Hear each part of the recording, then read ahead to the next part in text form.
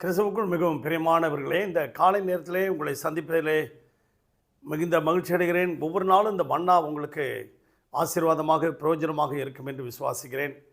இந்த மன்னாவை நீங்கள் கேட்கும்போது அது எந்த விதத்தில் உங்களுக்கு பிரயோஜனமாக ஆசீர்வாதமாக அது எந்த விதத்தில் உங்களை ஊக்குவிக்கிறது, இந்த நாளில் கர்த்தர் என்னோடு பேசினார் அப்படிங்கிறத நீங்கள் ஷேர் பண்ணிங்கன்னா கொஞ்சம் நல்லாயிருக்கும்.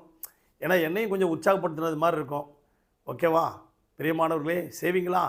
இன்றைக்கு தியானத்திற்கு எடுத்துக்கொண்ட வேத வசனம் மத்தேயு 6ஆம் அதிகாரம் 25வது வசனம். என்ன சொல்லுதுன்னா, எண்ணத்தை உண்போம் எண்ணத்தை புசிப்போம் என்று உங்களுடைய ஜீவனுக்காகவும் எண்ணத்தை உடுப்போம் என்று உங்கள் சரீரத்துக்காகவும் கவலைப்படாதிருங்கள். ஏனென்றால் சரீரம் எல்லாத்தை காட்டிலும் விசேஷமானதுன்னு தான் ஆண்டவர் சொல்கிறார். அதனால் சரீரத்துக்காக நீங்கள் கவலைப்படாதீங்க. சரீரம் குள்ளமாக இருக்குதோ, சரீரம் நெட்டையாக இருக்குதோ, சரீரம் ஒல்லியாக இருக்குதோ, சரீரம் குண்டாக இருக்குதோ, அதுக்காக கவலைப்படாதீங்க. கர்த்தர் ஆண்டவர் எல்லாவற்றையும் நமக்கு எல்லாமே அளந்து தான் உங்களுடைய தலைமையிலெல்லாம் எண்ணப்பட்டிருக்குன்னு தான் ஆண்டவர் சொல்லியிருக்கிறார். கர்த்தர் நம்ம இப்படி படைத்ததற்காக ஸ்தோத்திரம் சொல்லுங்கள் எல்லாத்துலேயும். அப்படியாக ஒரு மனுஷன்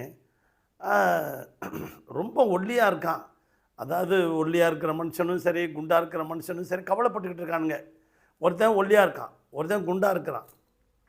அப்போ அந்த குண்டாக இருக்கிற ஆள் என்ன செஞ்சார், ஒரு அமெரிக்காவுக்கு போனார். போயிட்டு நம்ம உடம்பை ஒல்லியாக்கிட்டு வரலாம் அப்படின்ட்டு போனால் அங்கே ஒரு வெயிங் மிஷின், எடை போடுற மிஷின் ஒன்று இருந்துச்சு. அந்த இடத்துல போய் ஒரு ஒரு காசு எடுத்து போடுறதுக்காக போனார். அங்கே ஒரு கேர்ள் உட்காந்துருந்தாங்க. என்ன வேணும் உங்களுக்கு அப்படின்னாங்க.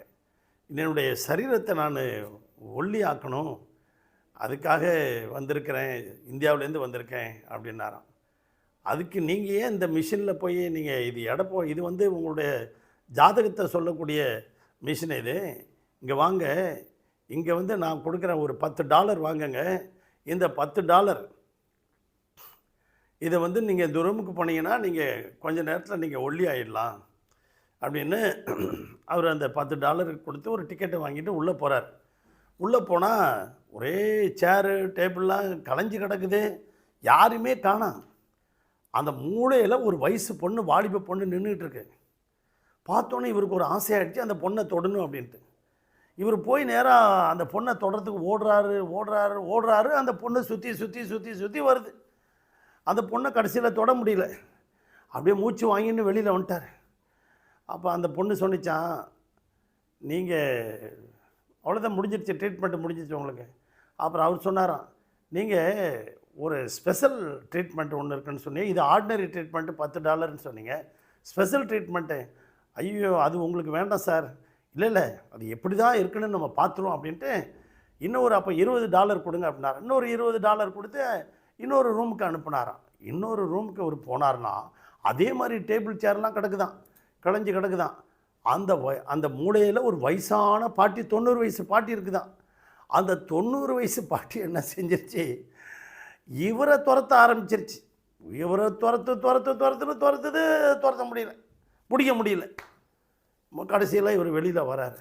அவ்வளோதான் சார், உங்களுக்கு ட்ரீட்மெண்ட் முடிஞ்சிருச்சு சார், இன்னொரு 4 நாளைக்கு நீங்கள் வீட்டுக்கு போங்க, ஒல்லி ஆகிடுவீங்க சார் அனுப்பிச்சிட்டாங்க. அப்படியாக இதை மையமாக கொண்ட ஒரு சம்பவம் பைபிளில் 1 சாமுவேல் புத்தகம் 9ஆம் அதிகாரத்தில் சவுளுடைய கழுதை காணாமல், அது சவுளுடைய தகப்பனாருடைய கழுதை காணாமல் போயிடுச்சு. இவன் தேடி போகிறான். சவுளுடைய வேலைக்காரனும் 2 பேரும் தேடி 4 பட்டணம் போயிட்டானுங்க. அப்போ அவன் சவுல் சொல்கிறான், எங்கள் அப்பா கழுதை மேலே உள்ள கவலை விட்டுட்டு நமக்காக கவலைப்படுவார்ப்பா, வாப்பா போகலாம் அப்படிங்கிறான். அப்போ ஆண்டவர் என்ன சொல்லியிருக்கார் இதுலேருந்து நம்ம பார்த்தோம். அந்த சரீரத்துக்காக கவலைப்படாதீங்க சொல்லிவிட்டு மத்தேயு 6ஆம் அதிகாரம் 25 சொல்லிவிட்டு 31 சொல்கிறாரு, முதலாவது தேவனுடைய ராஜ்யத்தையும் அவருடைய நீதியை தேடுங்கள், பிறகு எல்லாம் உங்களுக்கு கூட கொடுக்கப்படும்னு சொல்கிறார். அதான் இதனுடைய கருத்து. இவன் என்ன செஞ்சுருக்கான், இவன் கழுதையே தேடி அளந்து எல்லா பொருளும் செலவழிஞ்சு போயிடுச்சு.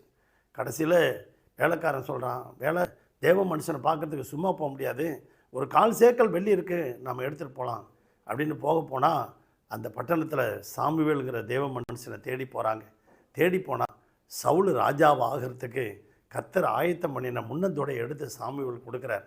பார்த்தீங்களா, நீங்கள் முதலாவது தேவனை தேடுங்க, சரீரத்துக்கு கவலைப்படாதீங்க, உடைக்காக கவலைப்படாதீங்க, உணவுக்காக கவலைப்படாதீங்க. காலையில் எழுந்திரிச்ச உடனே தேவ சமூகத்தை தேடுங்க.